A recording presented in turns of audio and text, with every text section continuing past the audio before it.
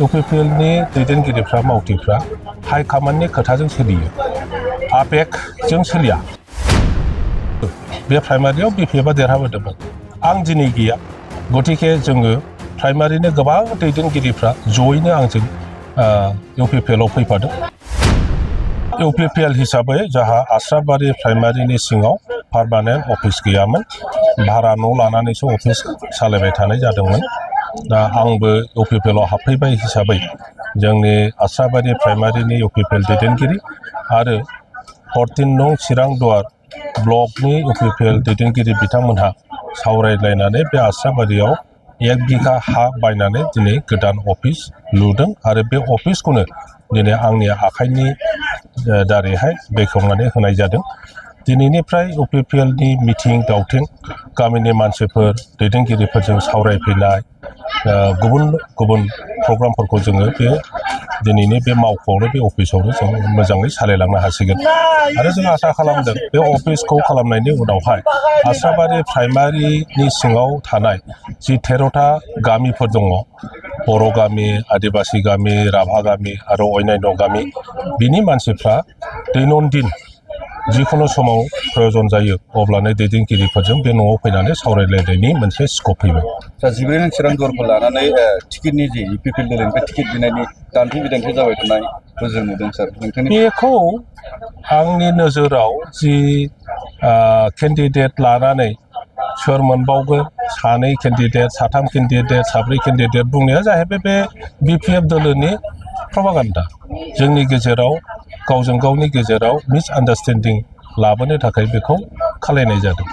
बेनि प्रति इउपिपिएलनि दैदेनगिरि आरो मावथिफोर आरो इउपिपिएलनि सापर्टारफ्रा बेनि प्रति नोजोर दङ, सोर बुंदों, मानो बुंदों। दा बेफोर खोथा बाथ्राफोरखौ बयबो मिथिजोबगौ।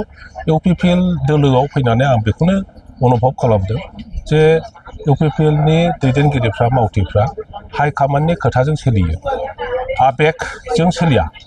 सोरनिबा ग्रुपिजिम, सोरनिबा बे रोखोम कनस्पिरेसि खालामनाया बाहाय खामानि फैया, आं बेखौ नुनो मोनदों। आरो निस्सय जेब्लानो सम फैयो केन्डिडेट डिक्लेरेसननि, बेवहाय सोरबा सासेखौ डिक्लेयार खालामगोन, अब्लानो इउपिपिएल हिसाबै बयबो खामानि मावगोन। सार, नोंथांखौ जोङो गोबां गोख्रों खामानि मावबाय थानायखौ नुदों। फैबाय थानाय बिटिसि बिसायख'थियाव इउपिपिएल दोलो हिसाबै माबायदि मासि लानानै सरकार जागोन? आंथ' बिपिएफनि आं भाइस प्रेसिडेन्टमोन, नङा होमबा?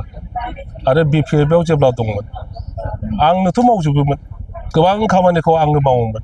जेरावहाय जोंहा आफादगिरिया हाग्रामा महिलारि बिथाङा सोलाबा बा बिथाङा टाइम मोना, बेफोरखौबो आं काभार खालामनानै होयोमोन। आरो आं बायदिनो जि भाइस प्रेसिडेन्टफोर दङ बा सेक्रेटारि, जइन्ट सेक्रेटारिफोर दङ, बिथांमोनहाबो मावोमोन।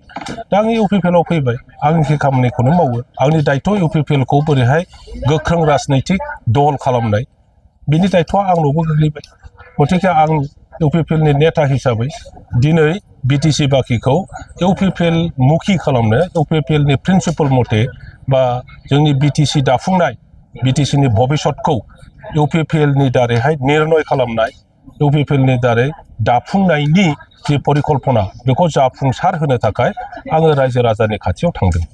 मोनसे समाव आस्राबारि प्राइमारियाव गोबां बिपिएफनि हान्जाफोर दंमोन, सापर्टारफोर दंमोन।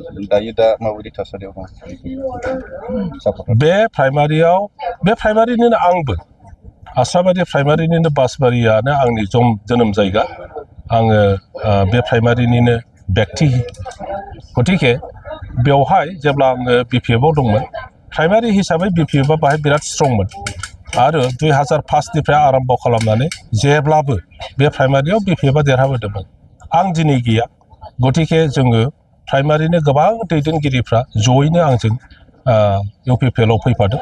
आरो बे हिसाबै जि माखासे थाबोनानै दङ, बिसोरबो फैगोन। बिस्रा माखासे खोथा बुंबाय थादों, बिसोरो बेखौ समाव गावसोर खोनायोब्ला, गावसोर नुयोब्ला, गावसोर जेरै बुंदों बिब्दिनो इउपिपिएलआव फैजोबगोन।